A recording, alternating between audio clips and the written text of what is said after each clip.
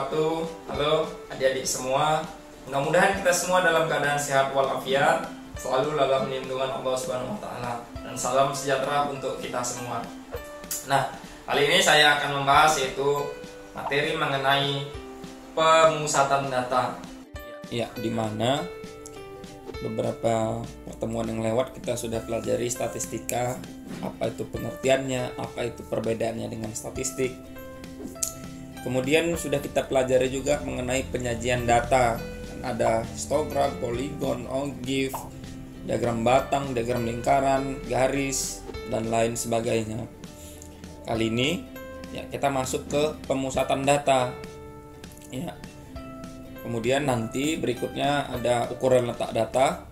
Kemudian ada penyebaran data. Nah, untuk pemusatan data kan tetap ada dua, data tunggal dan data kelompok. Yang akan kita cari yaitu min atau rata-rata, kemudian nanti ada median, serta berikutnya adalah modus atau nilai yang paling sering muncul. Langsung aja kita masuk yaitu materi mengenai min atau rata-rata. Nah, rataan hitung seringkali kita sebut sebagai ukuran pemusatan atau rata-rata hitung. Rataan hitung juga dikenal dengan istilah min dan diberi lambang X bar. Nah, langsung saya masuk yang pertama yaitu rataan untuk data tunggal. Rataan dari sekumpulan data yang banyaknya adalah n, adalah jumlah data dibagi dengan banyaknya data. Ini saya tampilkan rumusnya. Nah, untuk rataan hitung sama dengan X1 ditambah X2 ditambah X3 sampai tambah Xn per N, atau X bar sama dengan sigma Xi per N. Saya buat keterangan di bawahnya. Untuk sigma Xi itu adalah jumlah data.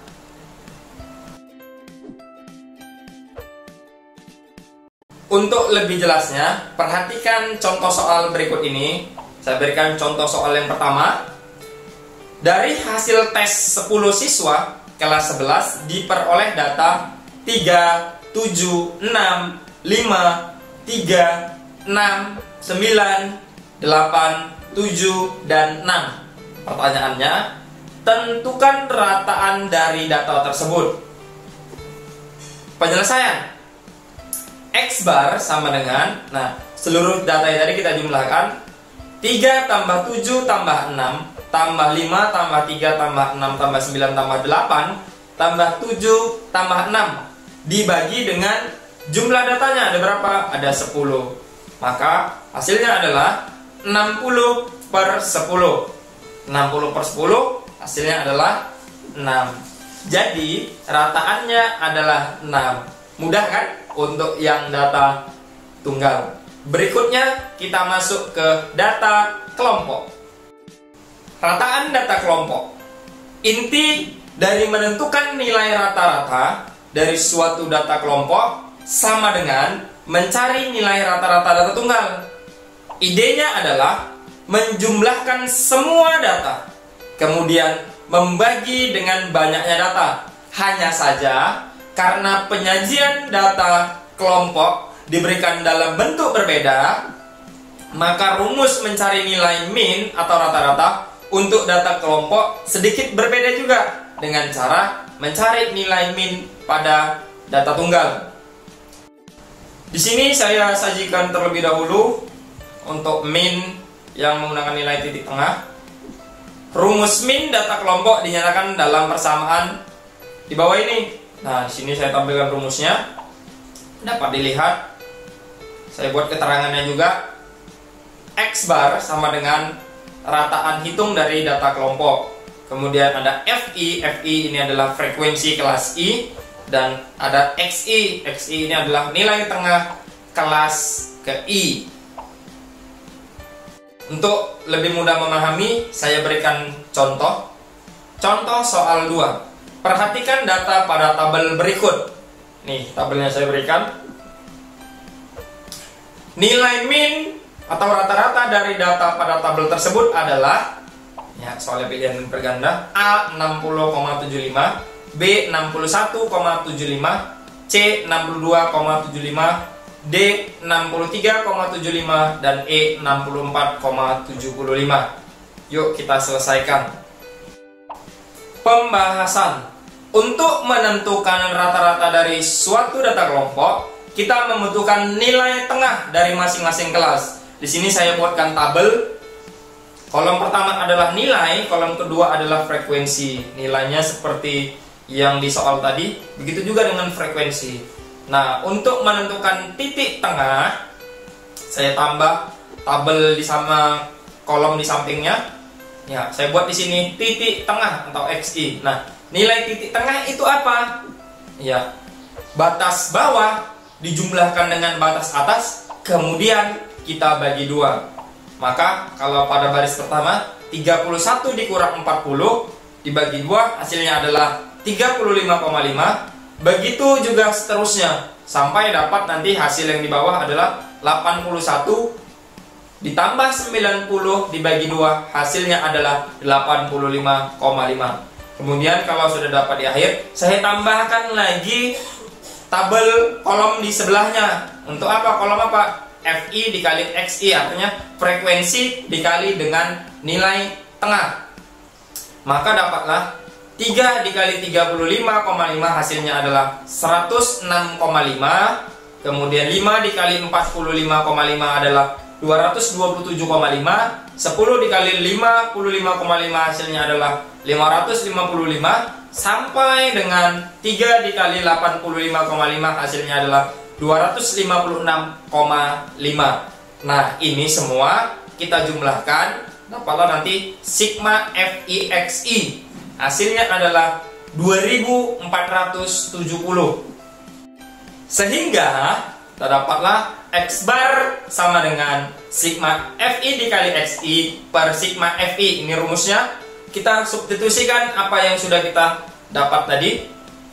X bar sama dengan sigma FI kali XI adalah 2470 per sigma FI. Jumlah frekuensinya adalah 40. Nah, berarti 2470 dibagi 40 hasilnya adalah 61,75. Jadi dapat kita simpulkan nilai min dari data yang diberikan pada soal adalah 61,75. Jawabannya adalah B. Selain dengan cara di atas, ada cara lain untuk menghitung rataan, yaitu dengan menentukan rataan sementara terlebih dahulu. Langkahnya sebagai berikut. Yang pertama, kita menentukan rataan sementaranya. Jadi kita ini nanti asal aja kita sebutkan rataan sementaranya adalah 6 atau 11 atau berapapun. Kemudian yang kedua, menentukan simpangan atau simbolnya adalah D dari rataan sementara.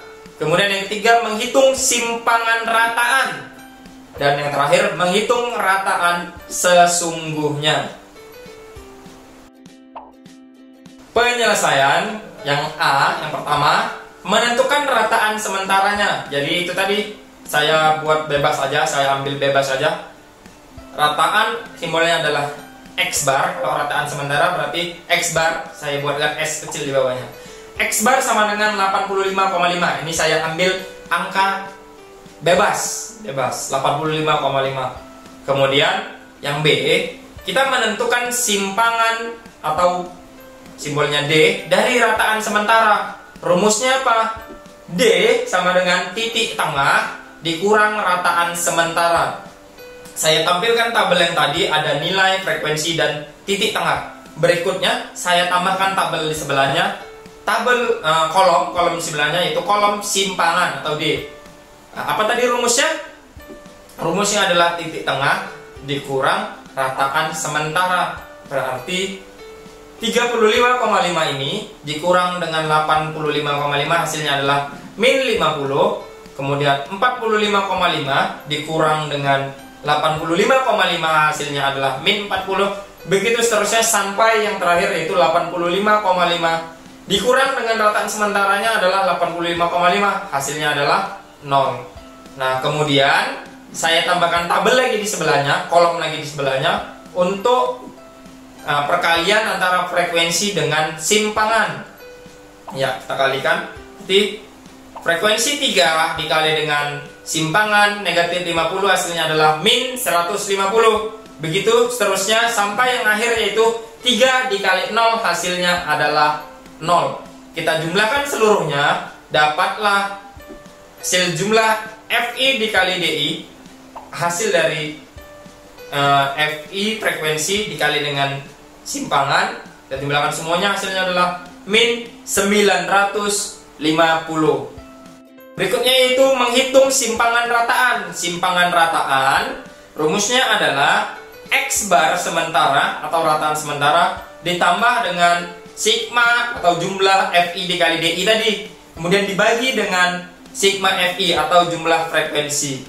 Nah, X bar sementaranya berapa? 85,5 dijumlahkan dengan negatif 950. Ini tadi adalah jumlah perkalian antara frekuensi dan simpangan, dibagi dengan jumlah frekuensi adalah 40, maka 85,5 ditambah min 23,75 hasil baginya antara min 950 dibagi 40.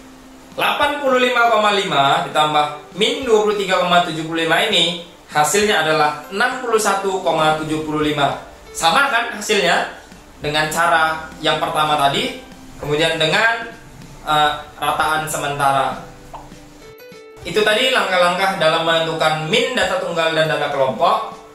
Mudah-mudahan dapat dipahami dan bermanfaat untuk adik-adik semua. Di sini saya akan kasih latihan, ada 2. Yang pertama, diketahui data 5796431. Hitunglah rataan hitungnya. Yang kedua, tentukan min dari tabel berikut. Ini tabelnya. Nah, ini yang kedua adalah rataan untuk data kelompok. Adik-adik nanti bisa mengerjakan dengan 2 langkah, dengan cara yang pertama tadi atau dengan yang rataan sementara. Itu tadi yang dapat saya sampaikan. Kemudian saya akhiri. Billahi taufiq wal hidayah. Wassalamualaikum warahmatullahi wabarakatuh. Yes, we can.